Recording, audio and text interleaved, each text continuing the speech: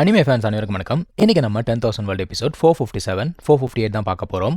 போன எபிசோட்ல அந்த அசுரா கிளானோட இன்னரிட்டன்ஸ் இருக்கக்கூடிய இடத்துக்கு வந்திருப்பாங்கல்ல, அங்க இருக்கவங்கலாம் பாக்குறானுங்க, ஆஹா இவன் அந்த கிரேட் எம்பரர் பையன் இல்ல அப்படிங்கிறானுங்க. இன்னொருத்தன சொல்றான், இங்க பாரு அவசரப்படாத, அவன் கிட்ட சுப்ரீம் ட்ரெஷர் எல்லாம் இருக்கு, இது பத்தாததுக்கு அந்த யூனிவர்ஸ் வில்லே அவனுக்கு உதவி செய்யுது, என்ன விஷயம் தெரியல, பொறுமையாரு அப்படிங்கிறான்.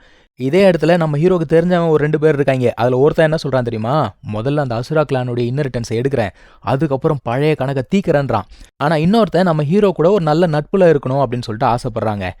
நம்ம ஹீரோவும் பார்க்கறான், அட தெரிஞ்ச முகம் ஒரு 2 இருக்கே அப்படின்னு பார்க்கறான். எப்படி பார்த்தாலும் இது ரொம்ப பெரிய இன்னரிட்டன்ஸ், கண்டிப்பா பெரிய பெரிய கிளான்ஸ்லாம் வந்து இந்த ஆப்பர்ச்சுனிட்டியை மிஸ் பண்ணாது. சரி வாங்க கீழே போவோம்னு சொல்லிட்டு கீழே போறாங்க. கீழே இறங்கி போனா அசுரா கிளானுடைய 3rd பிரதரா அவன் வந்து நம்ம அங்கிள் லானை மீட் பண்றாங்க. அங்கிள் லான் பார்த்தீங்கன்னா 7th பிரதரா. அங்கிள் லான் என்ன கேட்கிறாரு, அந்த சீல் இப்போ என்ன நிலையில இருக்கு அப்படின்னு கேட்கிறாரு.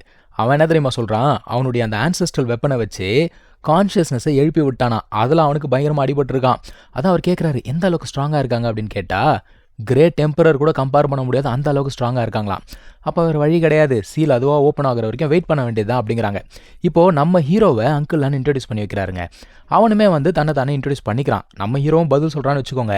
இப்போ அவன் என்ன பண்றான், அவனோட பொண்ணை இன்ட்ரடியூஸ் பண்றான். நம்ம ஹீரோ அப்படியே கட் பண்ணி விட்டுருவானா, தேவையில்லாம பேசிட்டு இருக்காத நிப்பாட்டுன்றான். இவங்க ஆக்சுவலாக 3 மாதம் வெயிட் பண்ணுறாங்க. 3 மாதத்துக்கு அப்புறம் தான் அந்த இடத்துல ஒரு மாற்றமே வருதுங்க. ஃபஸ்ட்டு பயங்கரமான வெளிச்சம் வருது. இவங்களெல்லாம் சுத்தமாக அதை பார்க்க கூட முடியல. நம்ம பறவைலாம் கண்ணை பிளிங்க் பண்ணி பார்க்குது.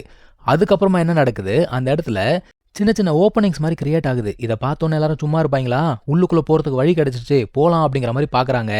நம்ம ஹீரோ தடுத்து நிப்பாட்டிடுறான், போகாதீங்க அப்படிங்கிறான். வேகமாக போச்சு பாருங்க ஒரு கும்பல், மொத்தமாக சாம்பல் ஆயிடுச்சுங்க. பயங்கரமான ஒரு பவர். நம்ம பறவைக்கு என்னன்னா, இவ்வளோ பவர்ஃபுல்லாக இருந்தால் எப்படி உள்ளே போகிறது. ஆக்சுவலாக இவர் என்ன சொல்கிறார் அங்கிள் லானு, இந்த கிரேட் டெம்பரர் ஆர்டிஃபேக்ட் இருக்குல்ல, அதை யூஸ் பண்ணி தான் உள்ளுக்குள்ளே போக முடியும். அப்போ கூட உள்ளுக்குள்ளே பாதுகாத்துட்டு இருக்காங்கல்ல, அவங்க ஏஞ்சிட்டாங்க இல்லை டென்ஷன் ஆகிட்டாங்கன்னா கதை முடிஞ்சு போயிடும் அப்படிங்கிறாங்க. என்னங்க சொல்கிறீங்க அப்படின்னு கேட்கும்போது, இதுக்கு முன்னாடி அவனை ஒருத்தன் உள்ளுக்குள்ளே போயிருக்கான் போல, அவங்க எந்திரிச்சு அந்த கிரேட் டெம்பரர் ஆர்டிஃபேக்டை பீஸாக போயிடுச்சான், அந்த அளவுக்கு அடிச்சு விட்டுருக்காங்க. இப்படி இருந்தால் நம்ம எப்படி தான் உள்ளுக்குள்ளே போகிறதுன்னு சொல்லிட்டு டிராகன் கிட்ட போய் கேட்குது, உங்ககிட்ட ஏதாவது வழி இருக்கா அப்படின்னு கேட்குது நம்ம பறவை. நம்ம டிராகன் என்ன சொல்லுது, இந்த இடத்துல ஒரு கான்ஷியஸ்னஸ் இருக்குல்ல, அந்த கான்ஷியஸ்னஸ் அப்படிங்கிறது டிரான்செண்டன்ட் லெவலில் இருக்கக்கூடிய ஒரு பர்சனுடைய கான்ஷியஸ்னஸ். அப்படி இருக்கும்போது கிரேட் டெம்பரரே வந்தாலும் ஒன்றுமே பண்ண முடியாது அப்படிங்குதுங்க. அப்போ என்னதான் பண்ணுறது அப்படின்னு கேட்கும்போது, அவங்களே உள்ளுக்குள்ளே அலோவ் பண்ணாதான் உண்டு. அப்போ நம்ம அவங்கள கன்வின்ஸ் பண்ணி உள்ளுக்குள்ளே போனோம், அதான் ஒரே வழி. நம்ம பறவை, அடா இவ்வளோதானா, இது என்னோட ஸ்பெஷாலிட்டியாச்சே, இந்த வரம் பாருன்னு சொல்லிட்டு ஸ்ட்ரெயிட்டாக போகுதுங்க. ஒரு சில பேர்லாம் பார்க்குறாங்க, இந்த பறவை எம்பரர் லெவல் கூட இன்னும் ரீச் ஆகலை, அதுக்குள்ளே என்ன திமிரு பாரு அப்படிங்கிறாங்க. அது போயிட்டு பயங்கரமாக பேசுதுங்க, அதுதான் புகழ்ந்து பேசும்ல. அது என்ன சொல்லுது, நான் ஒரு சின்ன பறவை, நான் வந்து ஷுவன் யுவன் யூனிவர்ஸ்லேருந்து வந்திருக்கேன், ரொம்ப கஷ்டப்பட்டு ஏகப்பட்ட இடங்கள்லாம் சுற்றி திரிஞ்சு ஒரு சில ஆப்பர்ச்சுனிட்டி கிடைச்சதுனால இந்த நிலையில் இருக்கேன். நீங்கள் மட்டும் என் மேலே கருணை வச்சு உள்ளுக்குள்ளே அமிச்சிங்கன்னா நான் வந்து கண்டிப்பாக ஒரு எம்பரர் ஆகிடுவேன். அதுக்கப்புறமா நம்ம யூனிவர்ஸை பாதுகாக்கிறதுக்கு நான் எல்லாமே பண்ணுறேன். ஃபாரின் ட்ரெஸ்ஸை எதிர்த்து நான் சண்டை போடுவேன் அப்படிங்குதுங்க. அங்கே இருக்க ஒருத்தனுக்கு கோவம் வந்துச்சு, என்ன பேச்சு பேசுகிறேன்னு சொல்லிட்டு வேகமாக வரான். நம்ம ஹீரோ விட்டுருவானா, உள்ளுக்குள்ளே பூந்து சம்மட்டி அடிக்கிறான் அவன். நம்ம தியன்ஸு அவனுக்குமே கோவம் வந்துடுச்சு, எவ்வளோ தைரியம் இருந்தால் ஷாவ்தியான் மேலே கையை வைப்பேன்னு சொல்லிட்டு அவனும் வெப்பனை கையில் எடுத்துட்டான். இப்போ என்ன நடக்குது, அந்த இடத்துல ஒரு போர்ட்டல் மாதிரி ஓப்பன் ஆகி பறவையை உள்ளுக்குள்ளே இழுத்துருமா. சுற்றி இருக்கிறவங்களாம் பேனு பார்க்கறான், டேய் என்னடா நடக்குது, என்னடா ஒர்க் ஆயிடுச்சு, அவன் உள்ளுக்குள்ளே போயிட்டானே, எப்படா இது சாத்தியம் அப்படின்னு பார்க்குறானுங்க. இப்போ இதெல்லாம் பார்த்துட்டு ஒருத்தர் அவர் வந்து ட்ரை பண்ணுறாராம்மா. இவன் சொந்தமாக ஏதாவது பேசினா கூட பரவாயில்லைங்க, நம்ம பறவை என்னென்ன பண்ணுச்சோ அந்த பாடி மூமெண்ட்டு, அந்த டயலாக்கு ஒன்று கூட மிஸ் பண்ணாமல் அதே மாதிரி பேசுகிறான். பயப்புள்ள கடைசியாக என்ன சொல்லுது, நான் வந்து ஃபாரின் கிளான் எடுத்து சண்டை போடுறேன் அப்படின்னு வேற சொல்லுது. ஆனால் அந்த கார்டியனுக்கு பயங்கர கோவம் வந்துச்சுங்க, செம்ம அடி அடிக்கிறாங்க. எவ்வளோ தைரியம் இருந்தால் என் யூனிவர்ஸ்லேருந்து வந்த மாதிரி நீ ஏமாத்துவேன்னு சொல்லிட்டு அவனை அடி பின்னு எடுக்கிறாங்க. அவன் உடனே என்ன பண்ணுறான், அவனோட ஆன்செஸ்டரை உதவி கூப்பிட்றாங்க. அது ஒரு ஃபயர் ஃபீனிக்ஸு, அது வந்து இவனை காப்பாத்துதுன்னு வச்சுக்கோங்க. இருந்தாலுமே இந்த லேடி என்ன கேட்குறாங்க, ஏயா உனக்கு எவ்வளோ தைரியம் இருந்தால் என்னோட சீலை உடைக்கலான்னு பாப்பா அப்படின்னு கேட்குறாங்க. அந்த மனுஷன் என்ன சொல்கிறாரு, இல்லைங்க நீங்கள் தப்பாக புரிஞ்சுக்கிட்டீங்க, நான் வந்து இவனுக்கு உதவி செய்யலாம் தான் வந்தேன், வேற எந்த எண்ணமும் கிடையாது, நான் கிளம்பி போகிறேன்னு சொல்லிட்டு அவன் கிளம்பி போயிட்டான். அவங்க போனதுக்கப்புறம் இன்னொருத்தன், நானும் உங்கள் யூனிவர்ஸ்லேருந்து அங்கே வந்திருக்கேன் அப்படிங்கிறான் பாருங்க. ஏண்டா டிமானிக் பார்த்த சேர்ந்த நீ எல்லாம் உள்ளுக்குள்ளே போகணுன்னு ஆசைப்படுறியான்னு சொல்லிட்டு அவனுக்கும் சரியான அடி. அவனை அடிச்சு முடிச்சுட்டு அவங்களோட பார்வை எங்கே திரும்புது, நம்ம ஹீரோ பக்கம் திரும்புது. என்ன நம்ம கிளானுடைய ஆறா மாதிரி தெரியுது, அதுவும் மொத்த குடும்பமாக வந்திருக்காங்க, யாரா நீங்களா அப்படின்னு பார்க்குறாங்க. இது பத்தாததுக்கு நம்ம தியன்ஸோட வெப்பன் இருக்குல்ல, அதை எடுத்து பார்த்தா அதில் நம்ம ஹீரோட சிஸ்டர் இருக்கா பாருங்க, அவளுடைய ஆறா இருக்குது. ஓ இதான் சங்கதியான்னு சொல்லிட்டு முறைச்சு பார்த்துக்கிட்டே இருக்காங்க. இப்போ இந்த டிராகன் ஃபிஷ்ஷு ஐயோ சிஸ்டர் ஏன் முறைச்சு பார்க்குறாங்க, எனக்கு பார்க்கும்போதே பயமாக இருக்கே அப்படிங்குது. இந்த டிராகன் என்ன சொல்லுது, என்னோட கணிப்பு மட்டும் சரியா இருந்தா இவங்களும் லின்ஃபங்கோட சிஸ்டரும் ஒரே கிளானை சேர்ந்தவங்க அப்படிங்குதுங்க. நம்ம டிராகன் ஃபிஷ் அப்படியே பார்த்துட்டு, அட அப்போ அவங்க நம்ம ஆளா இந்த வாரம் பாருன்னு சொல்லிட்டு ஸ்ட்ரெயிட்டாக போய் பேசுது. சீனியர் இந்த மாதிரி எனக்கு ஒரு ஆப்பர்ச்சுனிட்டி கொடுங்க சீனியர், நானும் வந்து உங்கள் யூனிவர்ஸ்லேருந்து தான் வந்திருக்கேன், கண்டிப்பாக நான் வந்து போராடுவேன் நம்ம யூனிவர்ஸ்க்காக அப்படின்னு சொன்ன உடனே உள்ளே போன்னு சொல்லிட்டு அமுச்சு விட்டாங்க. இவனுங்களாம் பார்க்குறானுங்க, டேய் என்னடா நடக்குது அப்படின்னு பார்க்குறானுங்க.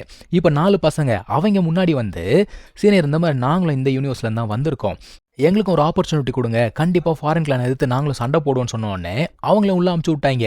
இப்போ நம்ம ஹீரோ என்ன பண்ணுறான், அவனோட சிஸ்டரை கூப்பிட்டு வரான்.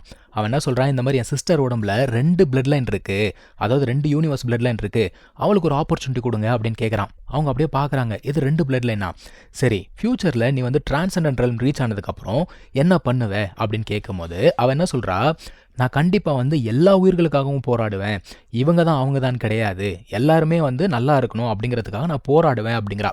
அவங்க அப்படியே பார்க்குறாங்க, சரி உனக்கு நான் ஒரு சான்ஸ் தரேன், ஆனால் ஃப்யூச்சரில் நீ மட்டும் மாற்றி ஏதாவது பண்ண உன்னை சும்மா விட மாட்டேன்னு சொல்லிட்டு உள்ள அமுச்சு விட்டாங்க.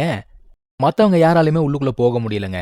இப்போ உள்ளுக்குள்ளே நம்ம பறவை ஃபஸ்ட்டு போச்சுல்ல, ஆக்சுவலாக சாரு கொஞ்சம் எப்படியும் சுற்றிக்கிட்டு இருக்காரு, ஆனால் உள்ளுக்குள்ளே ஆபத்து ரொம்ப அதிகமாக இருக்குது. அது கத்த ஆரம்பிக்குது, ஐயோ இது எனக்கான இடம் கிடையாது சீனியர், தயவு செஞ்சு என்ன வெளில அமிச்சுனுங்க, இதையெல்லாம் என்னால் தாங்க முடியாது சீனியர் அப்படிங்குது. இப்போ இந்த டிராகன் ஃபிஷ்ஷு, எப்பா வந்து கொஞ்ச நேரம் தான் ஆகுது, அதுக்குள்ளே வெளியில் போகணுன்னு ஆசைப்படுற, நீ என்ன இப்படி பயந்தாங்குழியாக இருக்க அப்படின்னு கேட்குதுங்க.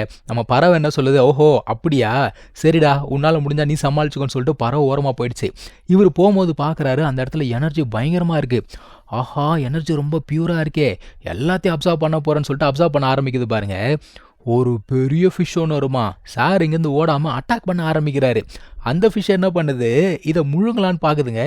இது கத்துது, மாஸ்டர் காப்பாற்றுங்க மாஸ்டர் காப்பாற்றுங்கன்னு கத்துது. அவன் தான் காப்பாற்றி விடுறான். ஆக்சுவலாக இந்த இடத்துல பார்த்தீங்கன்னா எனர்ஜி அப்படிங்கிறது அதிகமாக இருக்குது, ஆனால் அதை வந்து ரிஃபைன் பண்ண முடியல. ஏன்னா இதுக்கு முன்னாடி இருந்த டிரான்செண்டன்ட் ரெல்மில் இருக்கக்கூடிய ஒருத்தர் அவர் இறந்ததுக்கப்புறம் அவருடைய ஸ்பிரிட் இங்கே இருக்குது, அந்த எனர்ஜி தான் இங்கே சுற்றிக்கிட்டு இருக்கு, அதை ரிஃபைன் பண்ணுறதுலாம் அவ்வளோ ஈஸி இல்லை. அந்த சமயத்தில் அந்த லேடியுமே வராங்க, வந்து அவங்களும் அதே விஷயம் தான் சொல்கிறாங்க, இந்த எனர்ஜியை ரிஃபைன் பண்ணணும் அப்படின்னா டிரான்செண்டன்ட் லெவலில் இருக்கக்கூடியவங்களால மட்டும்தான் ரிஃபைன் பண்ண முடியும். அப்போ மற்றவங்களாம் என்ன பண்ணுறது அப்படின்னு கேட்டால், முழு எனர்ஜி ரிஃபைன் பண்ண வேண்டாம், அதுலேருந்து கொஞ்சோண்டு ஒரு முடி அளவுக்கு எடுத்து அதை ரிஃபைன் பண்ணால் கூட இவங்களுக்கு பெரிய பெனிஃபிட்ஸ் அப்படிங்கிறது கிடைக்கும். ஒருத்தங்க என்ன சொல்கிறாங்க, நான் வந்து கொஞ்சம் எனர்ஜியை ரிஃபைன் பண்ணிக்கிறேன்னு சொல்லிட்டு அவங்க வேற ஒரு இடத்துக்கு போகிறாங்க. அதான் அந்த லேடி சொல்கிறாங்க, இந்த இடத்துல ஆபத்து அதிகமாக இருக்குது, ஆனால் அதுக்கேற்ற மாதிரி நிறைய ஆப்பர்ச்சுனிட்டிஸும் இருக்குது, தனித்தனியாக போய் உங்களுக்கான ஆப்பர்ச்சுனிட்டிஸை தேடுங்கன்னு சொல்லிட்டு அது போயிடுச்சு. ஹீரோட சிஸ்டர் இருக்கால, அவளுமே என்ன சொல்கிறா, நானுமே வந்து ரிஃபைன் பண்ணணும்னு ஆசைப்பட்றேன், இந்த அசுரா பார்த்துருக்குல்ல அதை நான் சூஸ் பண்ணணும் ஆசைப்பட்றேன் அப்படிங்கிறா. நம்ம ஹீரோ கேட்குறான், ஏன்டி அதான் சூஸ் பண்ண போறியா அப்படின்னு கேட்டால், ஆனால் அவள் அசுரா கிளானை சேர்ந்தவ தானே பேசிக்காக, ஸோ அவங்க கிளானுக்கு ஹெல்ப் பண்ணணும், கிளானை மேலே கொண்டு வரணும் அப்படின்னு சொல்லிட்டு பார்க்குறா. நம்ம ஹீரோவும் பார்க்குறான், சரிம்மா உனக்கான பாதையை நீ சூஸ் பண்ணிட்ட, கண்டிப்பாக நான் உன்னை சப்போர்ட் பண்ணுறேன்னு சொல்கிறாங்க. இங்கே தான் இந்த எபிசோட் முடியுது, நம்ம அடுத்த எபிசோட் கண்டினியூ பண்ணலாம். தேங்க்யூ ஸோ மச் ஃபார் வாட்சிங், டேக் கேர், பாய்.